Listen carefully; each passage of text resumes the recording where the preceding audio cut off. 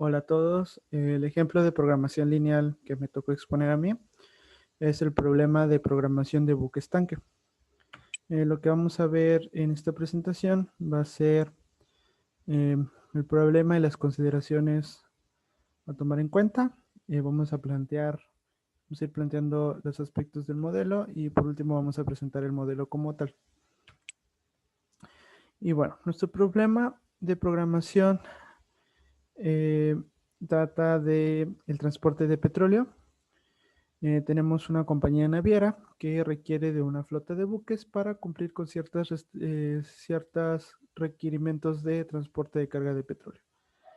Vamos a tener las siguientes consideraciones. Eh, en la distribución van a estar involucradas 6 ciudades, que son Nueva York, Marsella, Nápoles, Estambul, Darán y Mumbai. Vamos a necesitar de un solo tipo de barco, ya que toda la carga va a ser compatible. Vamos a tener 4 rutas, las cuales van a tener o van a requerir de un cierto número de buques necesarios por día. En la primera ruta que tenemos de origen Darán con destino a Nueva York, se requieren 3 buques por día. En la segunda ruta de Marsella a Estambul se requieren de 2 buques. En la tercera ruta de Nápoles a Mumbai se requiere solo un buque y en la cuarta ruta de Nueva York a Marsella se requiere solo un buque. Otro aspecto que vamos a considerar va a ser que cada buque tarda un día en cargar y un día en descargar. Y otro aspecto importante va a ser los tiempos de viaje entre cada una de las ciudades. Y en la siguiente tabla especificamos el número de días que tarda de ir un buque de una ciudad a otra. ¿Cuál va a ser el objetivo de nuestro problema? Bueno, el objetivo va a ser minimizar el número de barcos que tiene que adquirir la empresa para cumplir con los requisitos que ya mencionamos. Y bueno, vamos a plantear nuestro problema de nuestro modelo de programación lineal. Vamos a definir nuestras variables de decisión.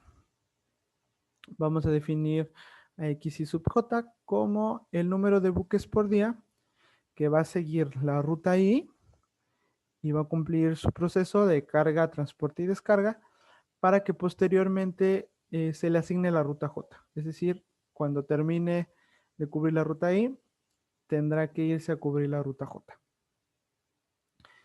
Vamos a tener como lado derecho de nuestras restricciones a las B sub I. Las B sub I va a ser el número de barcos necesarios por día para cubrir la ruta I. Eso de acuerdo a nuestra tabla de rutas y de buques necesarios por día. Bueno, nuestras restricciones. Vamos a considerar 2 tipos de restricciones. Bueno, las primeras son para garantizar que los barcos de una ruta determinada se asignen a otras rutas. Bueno, si nos damos cuenta, vamos a tener aquí 4 restricciones de este tipo, en donde estamos sumando sobre el índice J, J igual a 1 hasta 4. ¿Qué quiere decir esto? Bueno, que para una determinada ruta I, nosotros estamos sumando los barcos que están cubriendo esa ruta I y que posteriormente se les van a asignar a cada una de las rutas, a la ruta 1, 2, 3 y 4. Entonces, cuando yo sumo ese número de barcos, tiene que ser igual a los barcos requeridos en la ruta I. Y también vamos a tener la siguiente restricción, las siguientes restricciones que van a ser para asegurar que una ruta dada obtenga el número requerido de barcos después de que ya cumplieron con las rutas a las que se les asignó primero. Es decir, si nos damos cuenta, también vamos a tener 4 restricciones, una para cada valor de J, y ahora estamos sumando desde I igual a 1 hasta 4, es decir, aquí estamos sumando eh, los barcos que le estoy asignando a la ruta J justo cuando ya cumplieron la ruta, las rutas 1, 2, 3 o 4, ¿no? Y eso tiene que ser igual al número de barcos requeridos en la ruta J. Ahora, vamos a definir nuestros coeficientes de costos. Y nuestros coeficientes de costos, C y sub J, van a estar definidos a través para garantizar el flujo diario continuo de un buque que sale de la ruta I y se le asigna a la ruta J. ¿Cómo vamos a calcular nuestros coeficientes de costos? Bueno, como queremos garantizar eh, el flujo diario, lo que tenemos que hacer es sumar los días que requiere para cumplir el proceso, o sea, un día para cargar, el número de días para cumplir con el transporte en la ruta I, un día para descargar y luego un día, el número de días que requiere para ir del destino de la ruta I al inicio de la ruta J. Bueno, si vemos un ejemplo, en este caso vamos a tomar I igual a 2 y J igual a 3. Entonces, X sub 2, 3 va a ser el número de barcos que van a seguir la ruta 2. La ruta 2, si nosotros revisamos nuestra tabla, va a ser de Marsella a Estambul. Y justo después, cuando termina eso, tiene que ir a cubrir la ruta 3, que es la ruta de Nápoles a Mumbai. Entonces, para que se mantenga el flujo de buques diariamente, en, lo que tiene que pasar es que en un día definido tiene que estar un buque cargando en Marsella, mientras que debe de haber 3 buques en camino a Estambul. ¿Esto por qué? Porque de Marsella a Estambul hay 3 días de viaje, es decir, si nos paramos en un solo día, este buque que tenemos aquí está cargando en Marsella, este buque salió un día antes, este buque salió 2 días antes de Marsella a Estambul, este buque salió 3 días antes de Marsella a Estambul, este salió 4 días antes, este es el que ya está descargando en Estambul. Entonces, tiene que estar descargando ese en Estambul.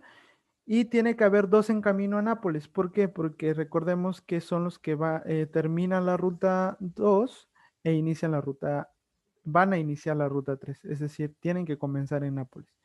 Entonces, como hay 2 días de viaje a Nápoles, tiene que haber 2 buques en camino a Nápoles para poder iniciar la ruta 3. Entonces, si nosotros calculamos así nuestro coeficiente C sub 2, 3, eso, nuestro coeficiente va a ser igual a 7. Calculando de manera similar nuestros coeficientes de costos, si nos damos cuenta, primero vemos el proceso los días que se tarda para realizar el proceso en la ruta I, es decir, carga, transporte y descarga. Y luego los días que tarda de ir del destino de la ruta I al origen de la ruta J, que es donde va a iniciar su nueva ruta. Entonces, al sumar eso, vamos a tener nuestro flujo total. Y bueno, eso lo calculamos para cada coeficiente. Y por último, vamos a tener nuestras restricciones de no negatividad, en las cuales, bueno, el número de buques debe ser no negativo. No podemos tener -1 buques, -2 buques. Podemos tener 0 buques que cumplan esto, o sea, que cubran la ruta I y que luego se pasen a la ruta J, pero no podemos tener negativos. Siempre tienen que ser no negativos. Y bueno, nuestro modelo entonces quedaría de la siguiente forma. Tenemos que minimizar esto que va a ser nuestra función a minimizar.